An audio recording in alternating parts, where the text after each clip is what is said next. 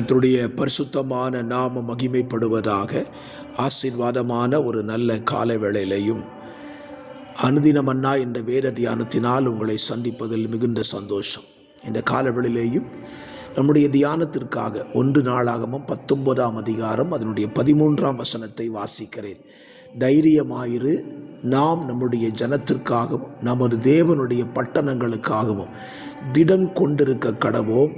கர்த்தர் தமது பார்வைக்கு நலமானதை செய்வாராக. யோபாவுடைய ஒரு வார்த்தை. யோபாப் தன்னுடைய ஸ்தோத்திரம் ஜனங்களாய் இருக்கிறவர்களை கலந்து ஆலோசித்து சொல்லுகிறதான வார்த்தையை இந்த இடத்துல வாசிக்கிறோம். அதுவும் தன்னுடைய தம்பியாகிய அபிசாயினிடத்தில் சொல்லுகிறான். என்ன சொல்லுகிறான்? நாம் நம்முடைய ஜனத்திற்காக நமது தேவனுடைய பட்டணங்களுக்காக திடம் கொண்டிருக்க கடவோம். கர்த்தர் தமது பார்வைக்கு நலமானதை செய்வாராயா. அருமையான கர்த்தருடைய பிள்ளைகளே, நாம் கர்த்தருக்காகவும் கர்த்தருடைய ஜனத்திற்காகவும் வைராக்கியம் காண்பிக்கும் பொழுது ஆண்டவர் நம்முடைய வைராக்கியத்தை கண்டு அவருக்கு பிரியமானது இல்லை, நம்முடைய வைராக்கியத்தின் நிமித்தம் அவர் நமக்கு நலமானதை செய்கிற தேவனாய் இருக்கிறார். ஆமென். கர்த்தருக்காக நீங்களும் நானும் பக்தி வைராக்கியம் காட்ட வேண்டும். இன்னைக்கு பல நேரத்தில் நாம் தேவனுக்காக பக்தி வைராக்கியம் காட்டுவதை நிறுத்தி கொண்டு ஜனங்களுக்காக திரும்பி விடுகிறோம். ஆகவேதான் அவர் நமக்கு உதவி செய்யாமல் அவர் அமைதலாகி விடுகிறார்.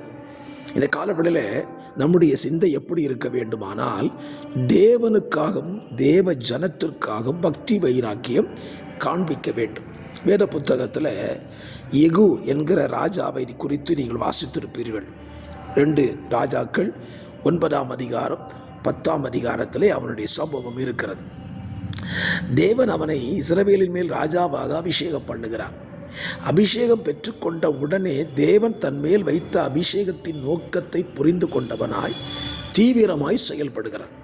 அப்படி அவன் தீவிரித்து போகும்போது அவன் போகிற வழியில் யோனதாப் என்ற ஒரு மனுஷனை சந்திக்கிறான். அவனை பார்த்து சொல்லுகிறான், கர்த்தருக்காக நான் கொண்டிருக்கிற பக்தி வைராக்கியத்தை நீ பார்க்கும்படி உன்னிடத்தில் ஒன்று கேட்கிறேன். உன் இருதயம் என் இருதயத்தோடு செம்மையாயிருந்தால் என் ரதத்தில் ஏறிவா என்று கேட்கிறான்.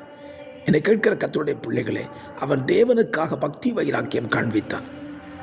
அப்படி காண்பித்ததுனால கர்த்தர் அவன் கையில் பாகாலின் தீர்க்கதரிசிகளை, தேவனுக்கு விரோதமாக இருந்த ஜனங்களை எல்லாரையும் அவன் கையில் கர்த்தர் ஒப்பு கொடுத்துட்டார்.